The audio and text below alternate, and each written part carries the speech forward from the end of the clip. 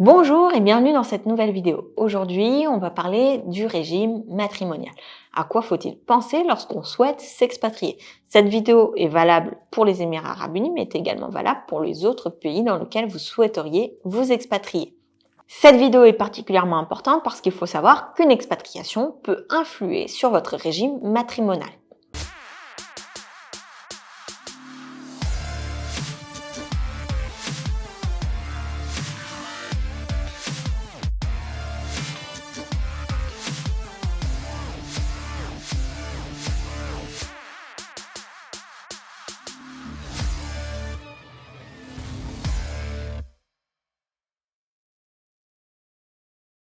Dans quel cas une expatriation peut-elle influer sur votre régime matrimonial?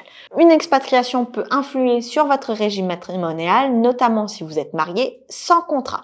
Donc en France, le régime légal, lorsqu'on ne signe pas de contrat avec son époux, c'est la communauté de biens réduite aux acquêts. Donc c'est-à-dire que tous les biens font partie d'une communauté qui appartient aux deux époux à partir de la date de mariage. Donc tout ce qui a été acquis après le mariage appartiendra aux deux époux à moins que vous ayez fait un contrat qui vient spécifier autre chose. Cette situation concerne les personnes qui se sont mariées entre le 1er septembre 1992 et le 28 janvier 2019 inclus. Si vous vous êtes marié entre ces deux dates, votre régime matrimonial peut muter dans deux cas de figure. Soit si vous résidez dans l'autre État, donc dans l'État d'expatriation depuis plus de 10 ans, ou si les époux ont la même nationalité et qu'ils retournent vivre dans leur pays commun.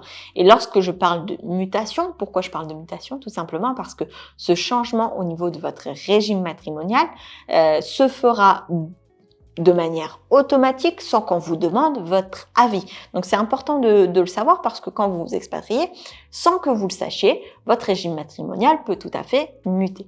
Et ça, c'est en application de la Convention de la Haye de 1978 sur la loi applicable au régime matrimonial. Comment faire pour éviter cela?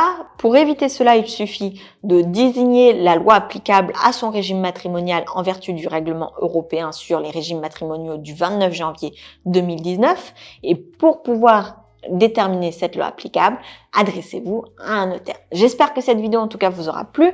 Le notaire saura vous informer sur les conséquences du changement de régime matrimonial dans votre cas de figure spécifique, mais cette vidéo était quand même importante à faire. Si vous avez des retours d'expérience à partager ou des questions à ce sujet, n'hésitez pas à les mettre en commentaire pour que ça puisse servir au plus grand nombre. Sur ce, je vous souhaite le meilleur et je vous dis à très vite dans une prochaine vidéo.